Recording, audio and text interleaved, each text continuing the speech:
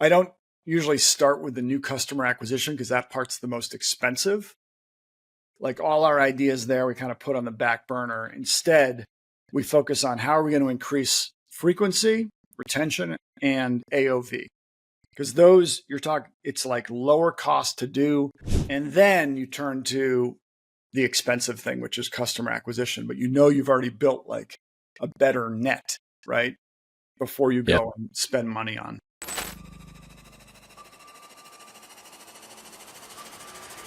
Welcome to the Ecomm Breakthrough Podcast. Are you ready to unlock the full potential and growth in your business? You've already crossed 7 figures in sales, but the challenge is knowing how to take your business to the next level. Welcome to the Ecomm Breakthrough Podcast. I'm your host, Josh Hadley, where I interview the top business leaders in e-commerce. Past guests include Kevin King, Michael E. Gerber, author of The E-Myth, and Matt Clark from ASM. Today, I am speaking with Drew Sanocki, and we are going to be talking about 3 multiplier levers that you'll be able to pull in your business to increase revenue. This episode is brought to you by Ecomm Breakthrough, where I specialize in investing in and scaling 7-figure e-commerce brands to 8 figures and beyond. If you're an ambitious e-commerce entrepreneur looking for a coach or consultant who can help take your business to the next level, I bring hands-on experience, strategic insights, and the resources needed to fuel your growth. So if you or someone you know is ready to scale or looking for that coach or consultant, helping them to grow, reach out to me directly at josh@ecommbreakthrough.com. That's ecom with 2 M's, and let's turn your dreams into reality. But today I am super excited to introduce you all to Drew Sanocki. He is a 25-year D2C veteran who pivoted from a turnaround CEO to a SaaS founder. Drew's known for turning around 3 $100 million brands that were bleeding cash and shepherding them to exit. He now runs Postpilot, the top direct mail platform for Shopify. So with that introduction, welcome to the show, Drew. Good to be here, Josh. I've been looking forward to this. Well, Drew, I've been looking forward to having you on the show. I've heard you speak at multiple events, and our paths have crossed multiple times, and I'm excited to have you on the show. I heard you speak, I think it was at War Room, Ryan Dye's, Perry Belcher's event back in the day. That was before they closed up War Room. Helium 10 had an event where you and I crossed paths. And so glad to have you here because you've got the fringe events. All the fringe events. War Room's, yeah, that one's going way back. That was like in the digital marketer days. I don't even know. I think they sold digital marketer. They sold TNC, right? Traffic and Conversion Summit. That's right. That's now like sunset. And then, they sunset War Room. And I think Perry Belcher went his own way. Ryan Dye, Roland Frazier, they all kind of created a new founders board type of mastermind. So they're always doing something in that space. That's right. Excited to talk e-commerce and growth, helping your audience get from 7 to 8 figures. I love it. So, Drew, you've got extensive experience, as we all know, 25-year D2C veteran. Why don't you just provide a little bit more insights into like why you can speak on the topics you can speak of today? Give us your background real quick. What got you to where you are today in running Postpilot?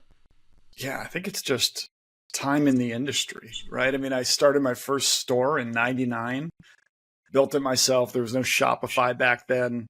It was one of the first drop shippers. I could say this now probably ever, right? Because I didn't even know if we called it drop shipping back then, but it was a platform to sort of ship direct from furniture stores and brands direct to the customer and track all that. I ran that for about 10 years, sold it.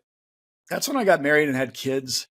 And I think my risk profile changed a bit. It's like I couldn't take the risk that I did when I was a single entrepreneur.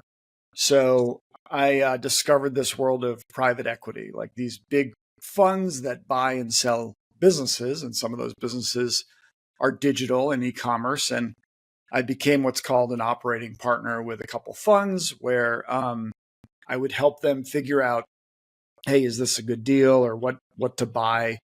If the deal goes through, then I might take on a management role. It's a really good option, especially when you're newlywed, because you get a little bit of equity, you get some upside in the deal, and then you get paid. So that was the context where I worked on turnarounds. Didn't intend to go after turnarounds, but it just sort of ended up that way. I worked in a lot of value funds. So, if you know growth and value investing, value investors end up with properties that are nobody wants often. They are 100 million in revenue, losing 10. And I would say that's the typical profile of the brand that I took over. You don't pay a lot for them and you hope that you can get a little bit of growth, get some profitability, and then sell them. Did that for, I guess, the next 15 years of my career, 10 years of my career. I found when I would go into these brands, I'd go in and I'd look at, Karmaloop in Boston, streetwear brand, apparel brand, 5 million people in the customer list, and yet only 10% of them are opening up our emails. And so it was always a big opportunity to be like, how am I going to get the other 90% of people on my list? Direct mail, right? Because you could take whatever's working in email and then just expand it. Like if I've got an email going out to my one-time buyers who haven't bought in 60 days, like, hey, there's a lot more of those who are not subscribed to my email list. Why don't I flip the same offer to them in direct mail?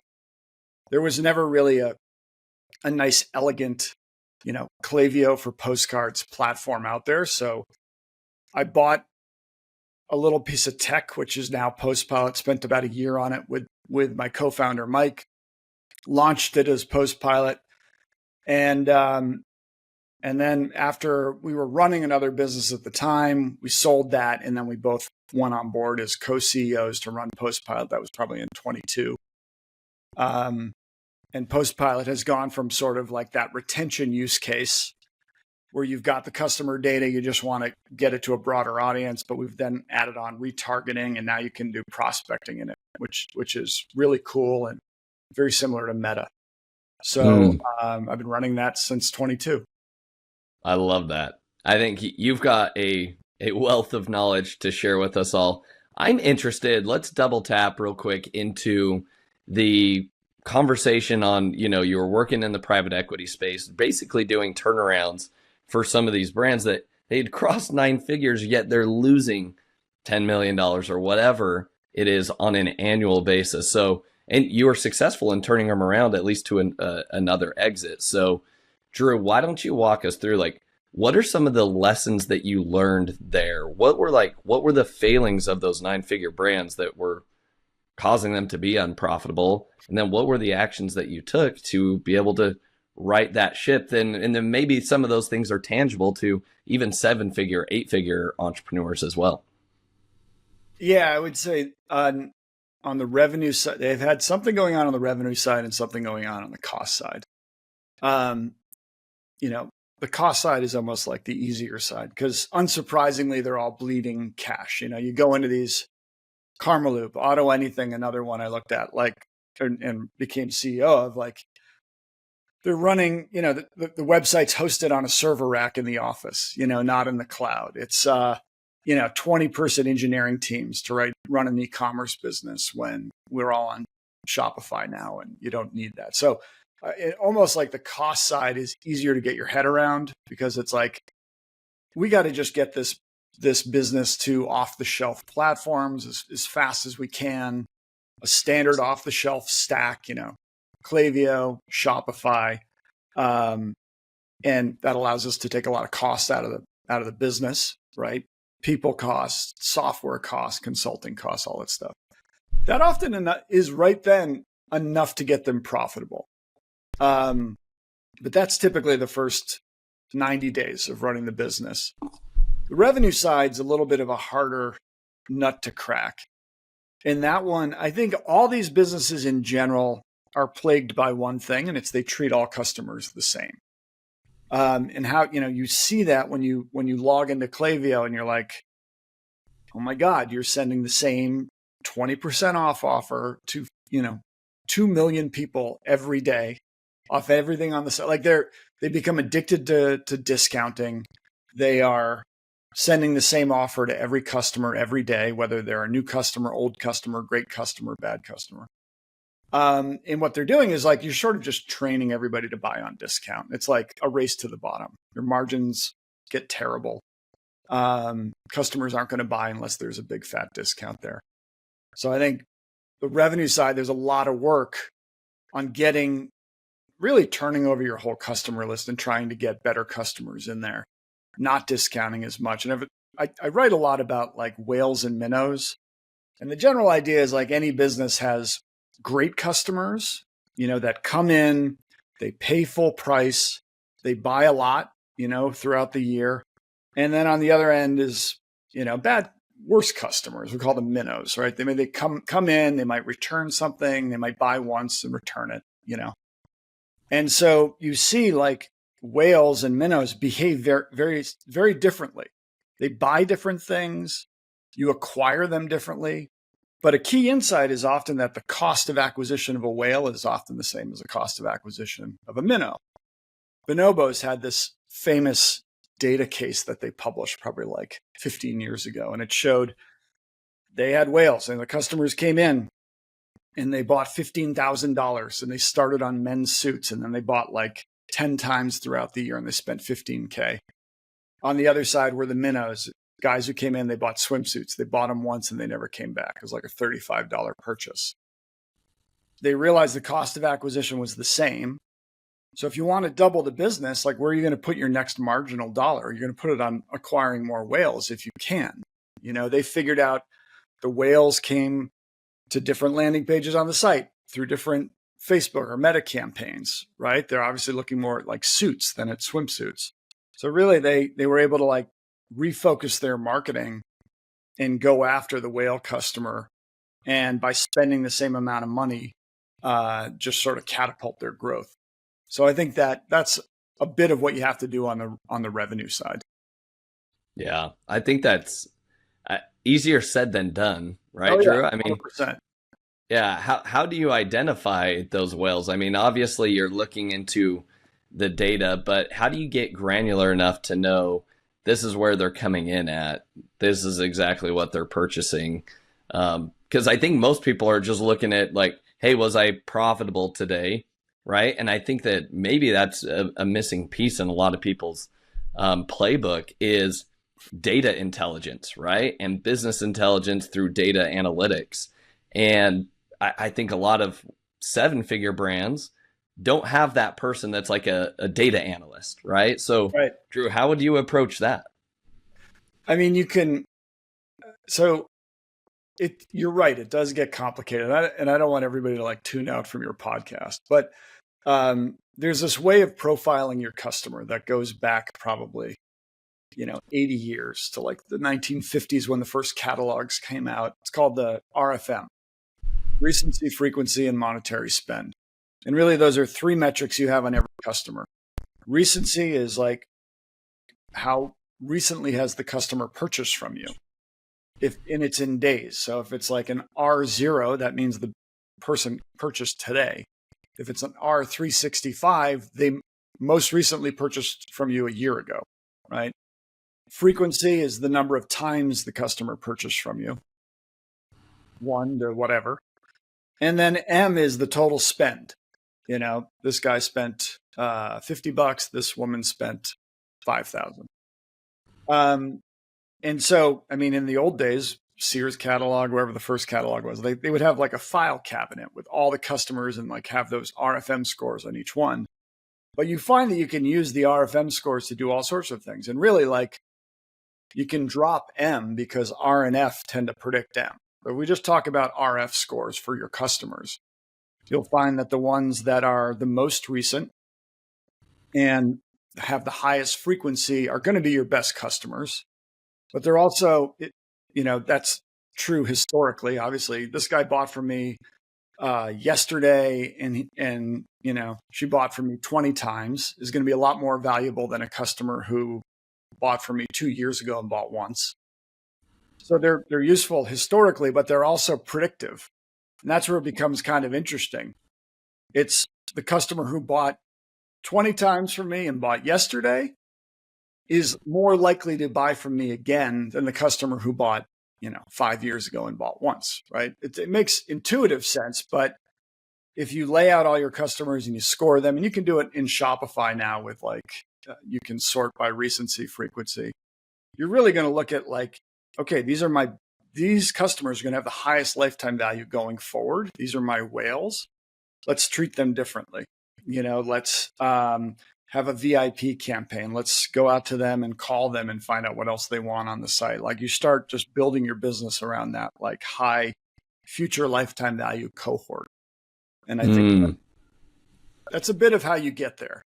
Yeah. It works not just for purchases, but also for traffic on the site. So you can look at, hey, this ad campaign, this meta ad campaign is driving people who keep visiting my site, high F, and they're very recent. This other meta campaign isn't, so this one is probably going to be a much better meta campaign for me. So, it's sort of complicated stuff. I don't know that, if you do it on a quarterly basis and just kind of think about it. And now with AI, there are a lot of tools that can help you think through this stuff, many of which we built into Postpilot. So I love that. Well, I think that I hope our listeners experience a mindset shift there, because I think you demystified like, oh, I have all these big data sets. I need to get really technical with this. It's quite the opposite, as you said, like, all right, boil it just down to frequency and recency, right? How frequently are they repurchasing and when was their last purchase? Like, it's as simple as that. And you're right, like on Shopify, it's very easy to pull that information. And I would take it a step further. It's like, all right, when they first come in, what are they buying, right? And can you start to find some correlation between these people that seem to be purchasing more frequently and what are they purchasing? And are there correlations with maybe like an ascension ladder that they're all going up? And ultimately, it's like, how do I do more of that? Right. As I attended Alex Hormozi's scaling workshop earlier this year, the one thing that Alex talked about was just like, I only focus on the CAC to LTV ratio. That's it. That is the only thing that he talks about like a CEO focusing on. It's either, hey, I'm reducing the cost of acquisition to acquire a customer, which means I'm coming out with new content on a regular basis. We're expanding the different channels that we're advertising on, looking for more efficiency on our advertising ratio, or I'm focused on the customer LTV, which is how do I go find more of those right customers? How do I get them to buy more frequently? How do I increase their lifetime value, right? How do I get them to just increase their average order value each time as well? Which then comes back to like just identifying, you said it perfectly, like the whales. What are the whales doing? And then that is the constraint of your business. Focus to say, hey, if I just had more whales, what if I could 10x that, right? Yeah, I think the difference with her, or the nuance is sort of, people get me and Hormozi confused a lot because we have very similar builds.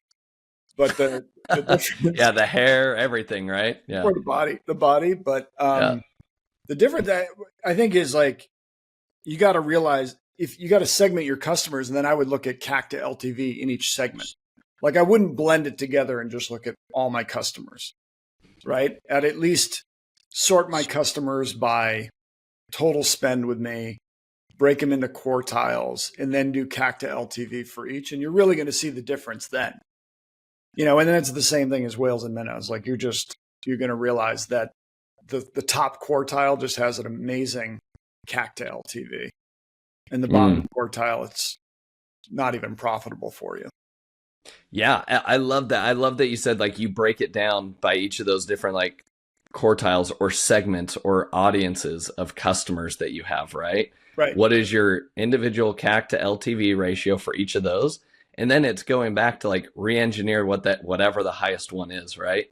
Yep. What ads are bringing in the best customers? What products are bringing in the best customers? How do you go 10x that and go expand that and say, screw the rest of this stuff, right? Those are all pet projects now.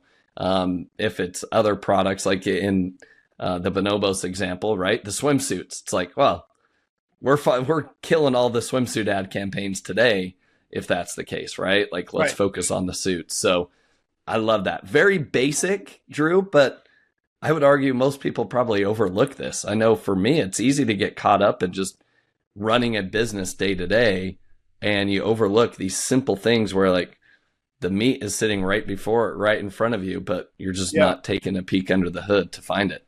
I mean, another thing we like to do at turnarounds is like we talked about cutting costs early. And I've got a free book called Turnaround Tips where I go through like 30 days worth of cost cuts you can do. So that could be interesting to put in the show notes or something. I like it. Yeah. The second thing is treat customers differently. You know, we all have these like whales that are sort of driving the business, 80-20 rule. And then the third thing is kind of like a razor I've used over the years. And it's just this, I got it from Jay Abraham. And the idea is revenue consists of three things. It's like the total number of customers you acquire, their AOV, if you take your total customers and your AOV, and then frequency, like how many of those customers buy. And if you look over a year and you take the total number of customers, the average purchases per customer, 1.5 or something, and then the average they spend, like you multiply them out and you got the revenue of the business. So it's another way of saying it is lifetime value in a way, but I like breaking it down into those three multipliers. Yeah. Because you sort of realize that you don't have to, if you want to double revenue, you don't have to double any one of those.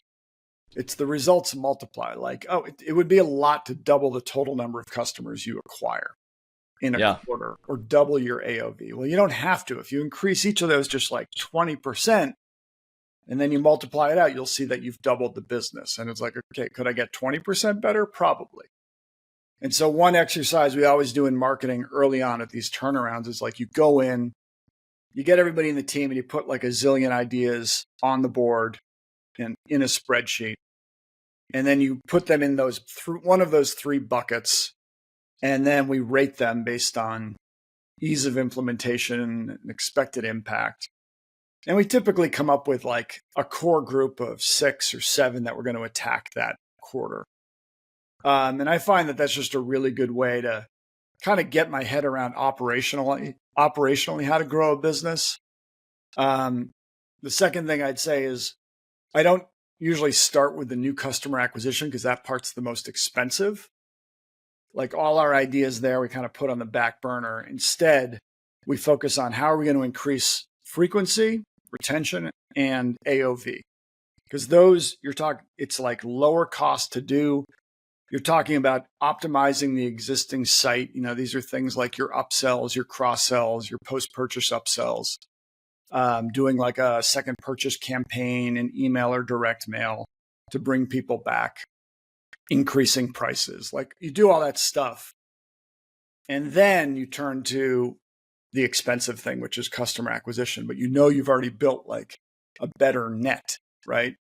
Before you go and spend money on acquisition.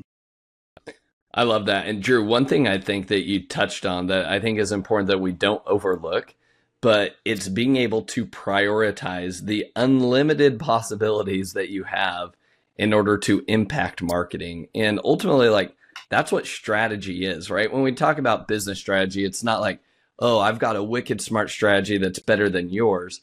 Like business strategy all comes down to like, look, we all have vaguely the similar ideas across the board. There's unlimited ideas. And you go to all these conferences and you're like, oh, this is a new shiny object. This looks cool. This looks cool. However, the intelligent CEO and business owner is able to create the right business strategy for their business by simply prioritizing what are the actual key priorities I should impact now that are going to produce the highest ROI, the shortest amount of time, and the ease of being able to do that, right? It's prioritizing limited resources with unlimited opportunities. Yeah. And I love, so maybe walk me through that, Drew. Like, how would you guys prioritize, like, hey, here's our 6 marching orders for the next quarter when, you've seen it yourself. Like, there's probably hundreds or thousands of different things or marketing initiatives you could implement. Yeah, I've got a really cool spreadsheet. I don't know if you can share your screen if you have it here. Let's see. than our friends on YouTube. So if you're just listening to the audio, make sure you come check us out over here on YouTube, Ecomm Breakthrough. You get to see the real deal. Yeah, and I think I can give you a link to this, obviously, so you can. Hold on. Yeah, we'll put it in the show notes as well. Let's see if. Are you seeing this? I'm seeing it. Yeah, we basically do something like this, which is like all the ideas, go in these first columns. We rank, here's the multiplier, whether it's number of customers, AOV, or frequency. We rank it by a couple of things, but really the most important things are expected impact and then effort. We've got confidence in there. We probably have another one, status, but it's really these two that drive the overall score. Okay. So this is literally what we do. We put all our ideas in this spreadsheet and we sort it by the overall score, and we just start working from top to bottom. So you just basically go down the score, whatever adds up to be the highest score. That's kind of where you start with then. Right. In general. Right. And you see there, direct mail is always the number one idea. Love it. Love it. Very simple, but I think really important framework. So I've also heard people refer to it as the ICE scoring method, right? Yeah. No, I've seen that one too. Yep. So awesome. All right. So Drew, let's talk more about, I'll put you on the spot here for a lot of our listeners that are Amazon brand owners. So a lot of these D2C tactics, such as emailing through Klaviyo or even sending out direct mail, are kind of foreign to a lot of these guys. Now, a lot of them have aspirations. They do want to take their brand off of Amazon, but with Amazon, it's challenging. We don't get the customer information, right? There isn't a dedicated email list and we don't even know who the whales are of our business. So maybe in your experience of working in the e-commerce space, what's your perspective on Amazon in and of itself? And then what is your advice or recommendations to Amazon brand owners to maybe be able to implement some of these things similarly into their own business? Yeah, that's rough because I don't have a lot of Amazon experience, and I could talk about on the buying and selling companies side. I've seen, maybe there was a period during the peak of Thrasio when Amazon businesses were getting decent valuations, but by and large, they don't. It's they're hard to sell. And they're hard to sell because you don't own the customer data, right? And there's a lot of risks. There's risks that Amazon will change the algorithm. There's risk that you'll get knocked off by someone in China, whatever. So understandably, the multiple that they command is a lot lower. So, I guess my number one piece of advice is very similar to if you were all in on Meta or something, is diversify. Set up that Shopify store, start collecting data on your customers, I know there's a zillion hacks and you probably know them much better than I do on getting an Amazon customer to go to your website to buy for the second purchase. The brands that are doing well, and we had a little bit of this going on at Auto Anything, but I know the Simple Modern guys write a lot about this on X, but using Amazon really for new customer acquisition. You figure out where the opportunities are there. You can bring a product to market really quickly. Maybe it's in a certain colorway or variation, but somehow you use that to acquire the customers and get them buying direct from your own site. I don't know if you do a package insert or some, sweepstakes or whatever you do to get them buying direct. But I think that's sort of the holy grail. Yeah. And I also believe that too, that I think the playbook on Amazon is it increases your brand awareness. I think it adds credibility to your brand, right? Just being present on Amazon. And also if you're pursuing D2C marketing strategies, whether you're advertising on TikTok or on Meta, look, there is a good number of people that will only buy on Amazon. And so more often than not, we have seen, it's about 30%. Mm-hmm. 30% of sales from a Meta ad or a TikTok ad will end up on Amazon. It's hard to attribute, but that's what's going just to Amazon, and it's really difficult to track. However, what we've seen is like some brands that are only D2C native, right? They only have a Shopify brand. They hate Amazon. They're like, no, I don't get my customer information. There are businesses that are centered around being able to identify those D2C brands that don't have a presence on Amazon. And then they create a Me Too product on Amazon and scoop up all of their sales. And they are the ones benefiting from all of the Meta ad spend, the TikTok ad spend that's going on there. So I think that's an important thing. Like the Amazon brand owner, I think, needs to first cross 8 figures, right?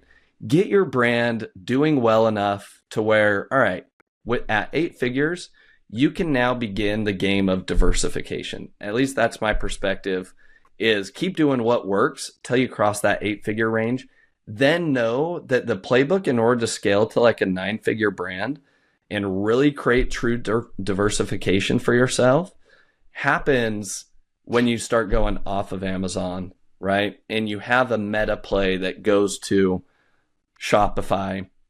You have even a TikTok that goes to TikTok Shop, right? And you just become more omni-channel. Then you can begin leveraging a lot of these opportunities, which Drew, you talked about, post-pilot and direct mail. So maybe Drew, maybe that's something that we can touch on. Let's say a D2C brand, they came off of Amazon. They opened up some meta ads. They're having success with meta ads. They've got a 4 or 5 ROAS right now on meta ads. But as you said, and I think this is also an important mindset shift for the listeners to understand. If you're on Amazon, you have single channel risk, okay? Let's say you're a D2C native brand and you're like, oh, thank heavens I'm not on Amazon. I'm safe. But what if all of your traffic's coming from Meta? You are just one violation or account shutdown from Meta to going dark as well, right? And so I think that's an important aspect. So Drew, with that being said, give us the lay of the land in the D2C game. How do you diversify your channel sources so that you're not wholly dependent on Google for SEO or Meta for your ad traffic, et cetera? Yeah, I mean, you hit the nail on the head. There's like just tons of risk in not running a diversified marketing program. And I think brands first learned that in like 2021 with iOS 14 when Apple kind of shut down Facebook on mobile device. Like all of a sudden the tracking went away. You couldn't track people across apps. And, it was a shot across the bow to a lot of brands that depended on that. But then since then, we've seen, whether it's privacy or whatnot, I mean, it seems like every other week, Google makes a change that makes it harder to hit the inbox in Gmail, right? And the latest iOS 18 now just made it very hard to hit the inbox with email. So it's not just Meta, it's sort of like, it's always hard to, it's increasingly hard to reach your customers, right? Or prospect for new ones. So I think your average D2C CMO now has wisened up. Like for 10 years there, we were lazy marketers. We just threw money at Meta. We didn't really care about attribution, and it worked.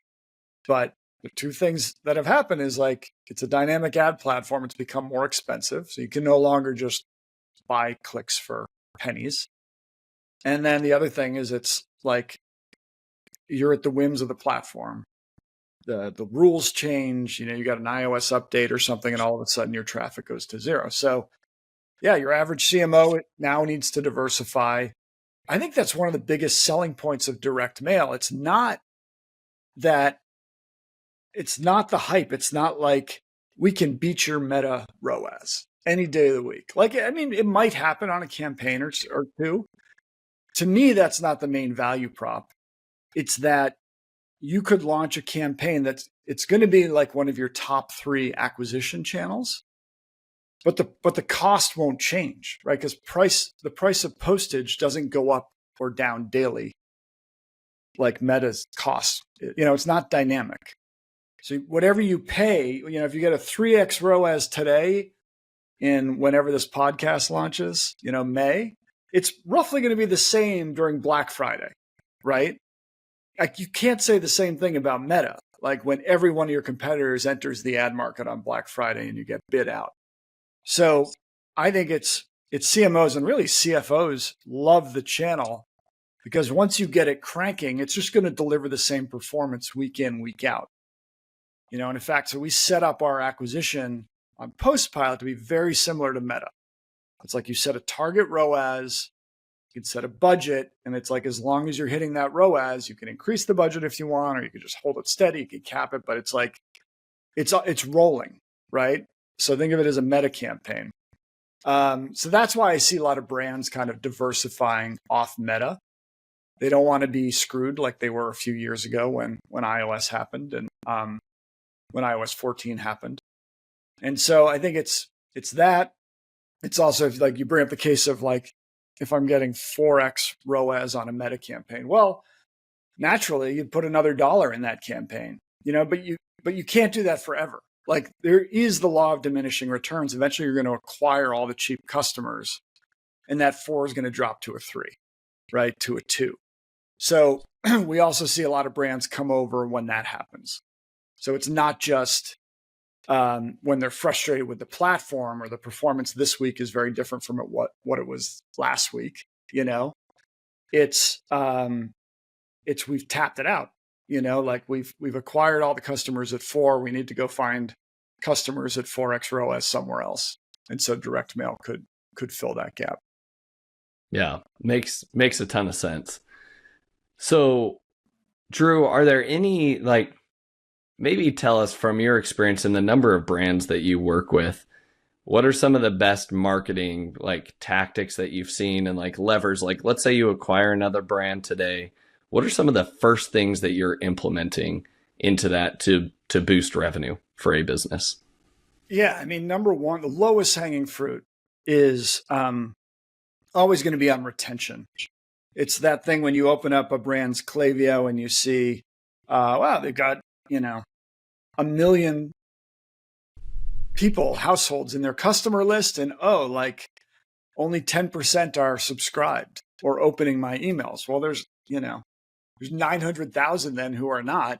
Let's literally take whatever's working in email and flip it into direct mail, because you don't need the opt-in and you can touch the other 900,000.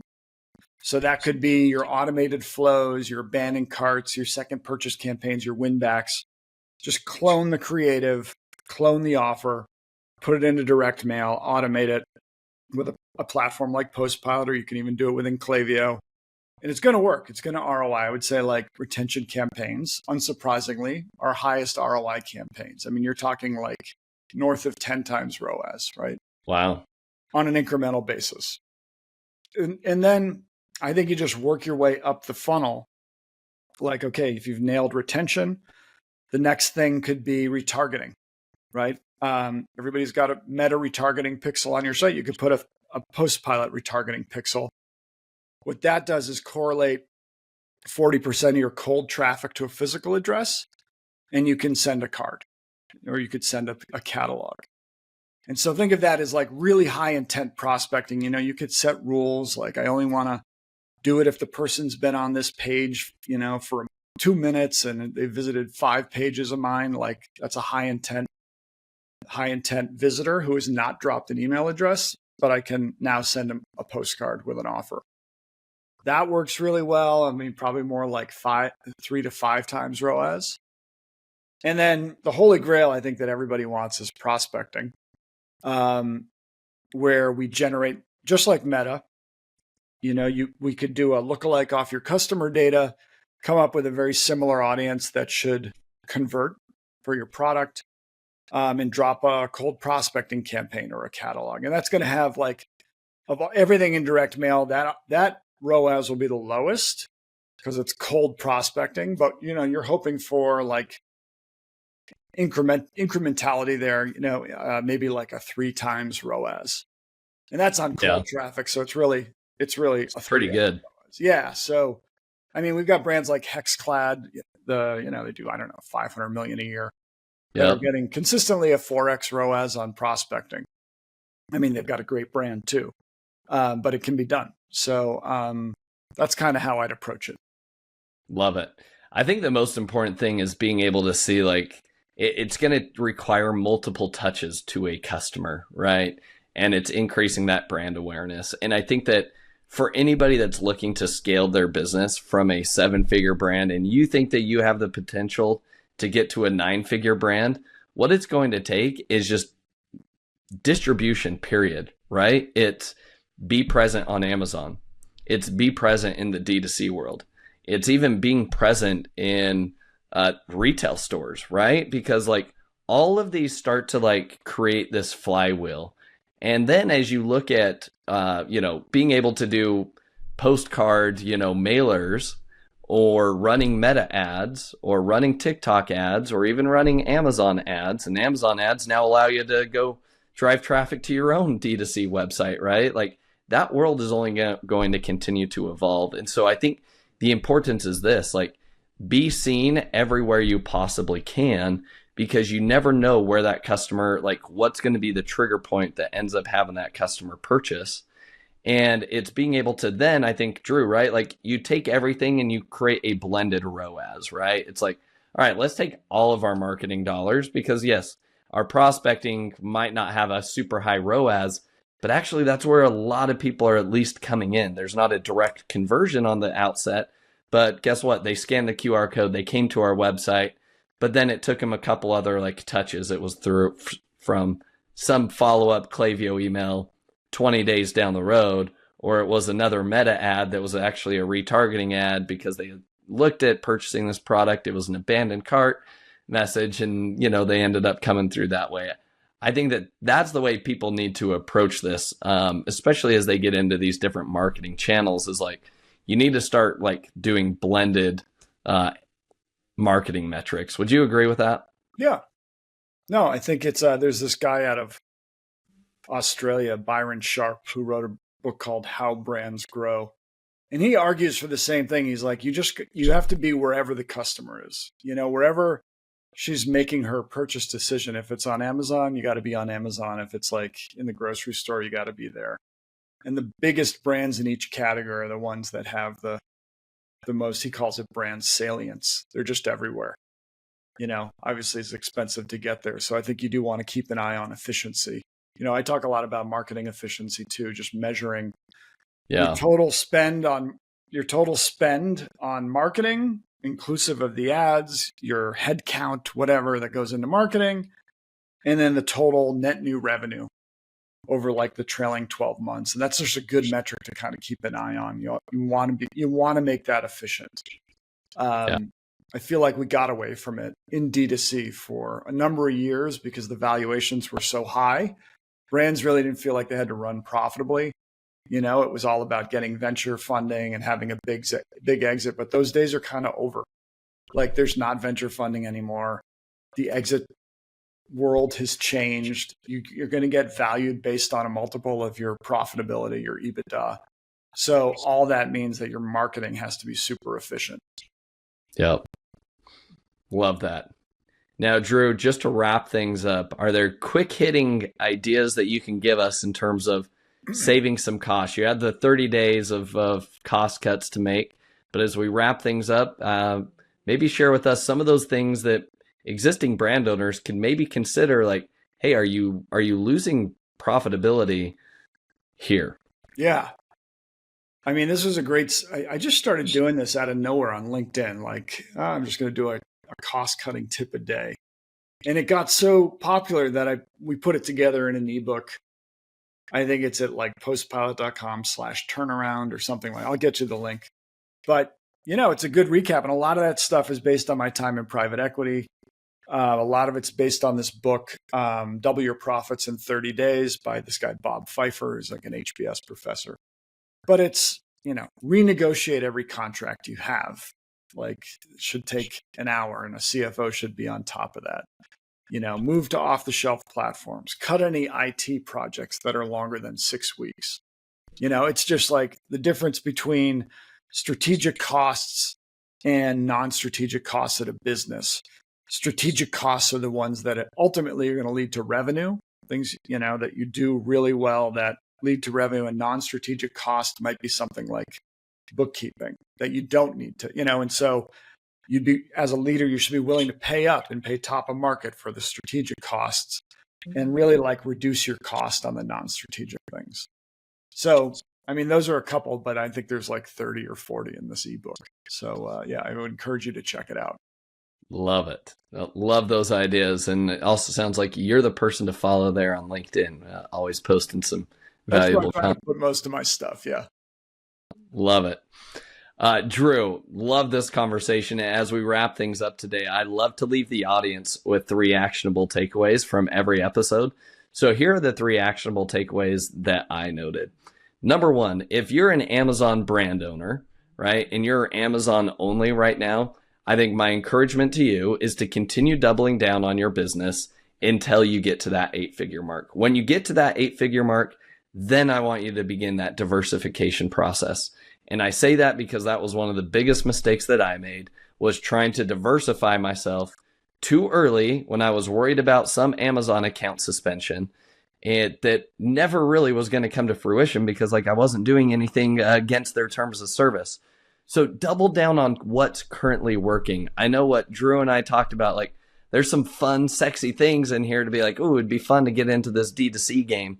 But I promise you, if you just get past that 8-figure mark, you'll then have the profits and the ability to go hire A-level players, which Drew just talked about, to be able to execute on these. These are the strategic costs that Drew had mentioned.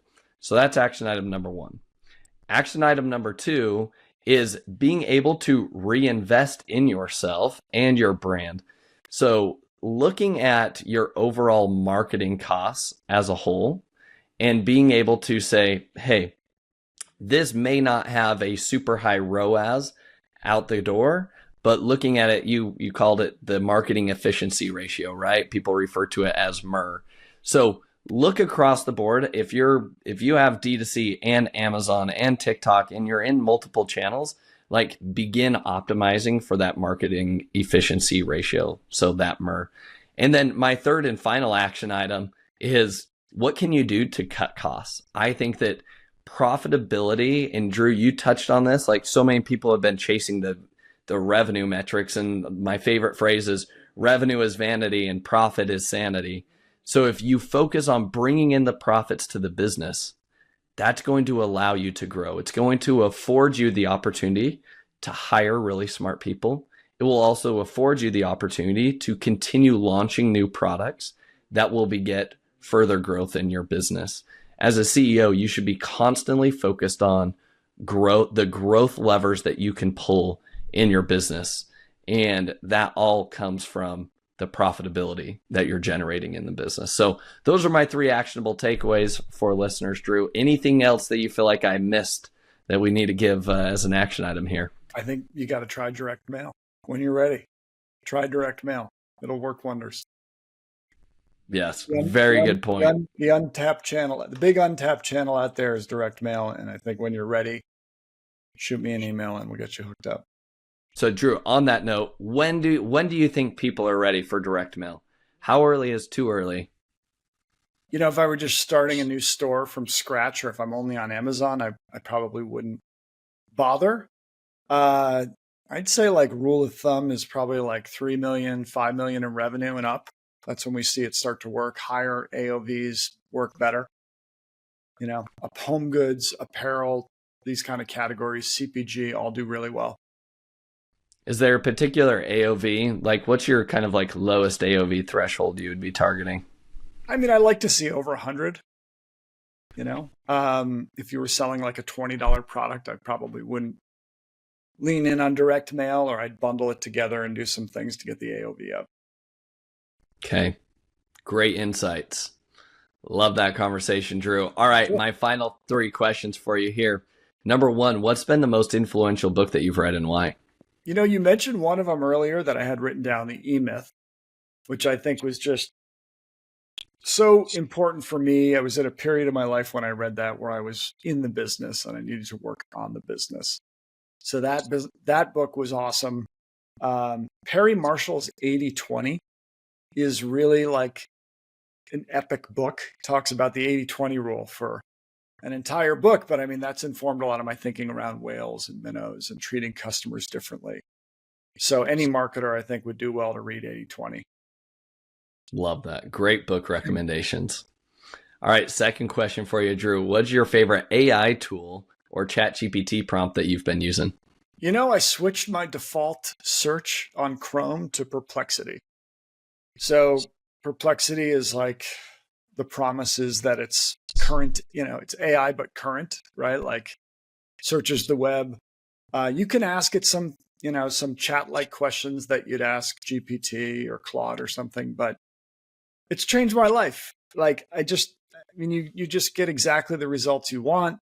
You can ask it to answer how would, an Amazon seller think, or how would my ICP think about this question? You get answers back that way. So I'm a big fan of Perplexity. Yeah, big fan. What are your predictions in Perplexity and its e-commerce space coming up? I don't know, but increasingly now, I think we all, for those of us who use it, it's like they're giving me, I do a lot of shopping off of Perplexity. So I used to ask what the best, podcasting mic is, and I end up on like a Wirecutter page. But increasingly, Perplexity is doing a great job of kind of breaking it down and assembling reviews from all over the internet. And then you click through and it's right on the purchase page. So I don't know what they make in affiliate revenue off that, but it's just kind of interesting to see them going after Google Shopping like that. It will be very interesting to see how that turns out over the next 18, 24 months for sure. All right, final question for you here, Drew. Who is somebody that you admire or respect the most in the e-commerce space that other people should be following, and why? It's the guy I mentioned before we started. He's flown under the radar for probably like 15 years, David Heacock. So he's on X now. He runs one of, if not the biggest e-commerce business I know of, selling filters of all sorts. Filterbuy.com is one of his sites, but he's got several manufacturers in the US, massive logistics business running it. And he's just recently started telling his story. I think he was involved in e-commerce fuel probably 15, 20 years ago, but went dark for a period of time where apparently he did nothing but grow his business, and it shows. So he's a great follow. Awesome. Great recommendation as well. So another one to check out. Drew, if people want to follow you yourself, they want to learn more about Postpilot and even implement some of that direct mail marketing strategies into their own business, where can people find you? Yeah, I'm Drew Sanocki on X or LinkedIn. Easy enough. Shoot me Drew, a DM. Thank you so much for coming on the show today, and we'll drop all those links in the show notes. Sure thing, Josh. It was great being here. Thanks for having me. Thank you for listening. Visit ecommbreakthrough.com for more information. If you've enjoyed today's episode, the best way you can show your appreciation is by clicking the subscribe button and quickly leaving a review. See you again next time.